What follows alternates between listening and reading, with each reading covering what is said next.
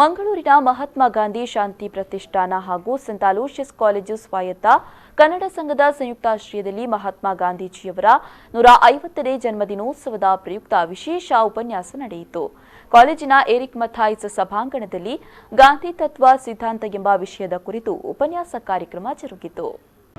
ಮಂಗಳೂರಿನ scent Aloysius ಕಾಲೇಜಿನ Eric ಮಥಾಯ್ಸ್ ಸಭಾಂಗಣದಲ್ಲಿ ಮಹಾತ್ಮ ಗಾಂಧಿಯವರ 150ನೇ ಜನ್ಮದಿನೋತ್ಸವದ ಪ್ರಯುಕ್ತ ವಿಶೇಷ ಉಪನ್ಯಾಸ ಕಾರ್ಯಕ್ರಮ ನಡೆಯಿತು. ಇನ್ನು ಕಾರ್ಯಕ್ರಮದಲ್ಲಿ ಮುಖ್ಯ ಅತಿಥಿಯಾಗಿ ಪಾಲ್ಗೊಂಡು ಮಾತನಾಡಿದ ನಿವೃತ್ತ ಪ್ರಾದೇಶಿಕ ಸಾರಿಗೆ ಅಧಿಕಾರಿ ಡಾ ಕೇಶವಾಧರಣಿ, ಗಾಂಧೀಜಿಯವರ ಮಾನವೀಯ ಮೌಲ್ಯಗಳನ್ನು ನಾವೆಲ್ಲರೂ ಮೈಗೂಡಿಸಿಕೊಳ್ಳಬೇಕು ಎಂದು ಕರೆ ನೀಡಿದರು.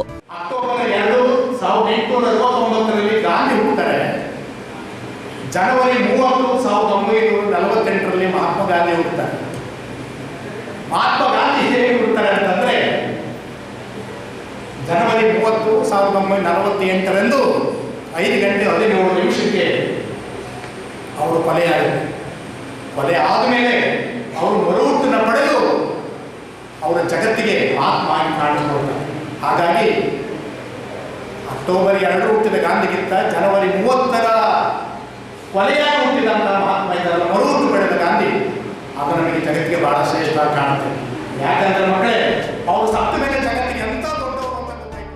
ಇನ್ನು ಸೆಂಟ್ ಅಲೋಷಿಯಸ್ ಕಾಲೇಜಿನ ಪ್ರಾಂಶುಪಾಲರಾದ ರೆವರೆಂಡ್ ಡಾ ಪ್ರವೀಣ್ ಮಾರ್ಟಿಸ್ ಎಸ್ಜೆ ಅವರು ಕಾರ್ಯಕ್ರಮದ ಅಧ್ಯಕ್ಷತೆ ವಹಿಸಿದ್ರು. ಈ ವೇಳೆ ಮಾತನಾಡಿದ ಅವರು, ಗಾಂಧೀಜಿಯವರ ತತ್ವ ಸಿದ್ಧಾಂತ ಮೌಲ್ಯಗಳನ್ನು ಇಂದಿನ ವಿದ್ಯಾರ್ಥಿಗಳು ಮೈಗೂಡಿಸಿಕೊಳ್ಳಬೇಕು ಎಂದರು.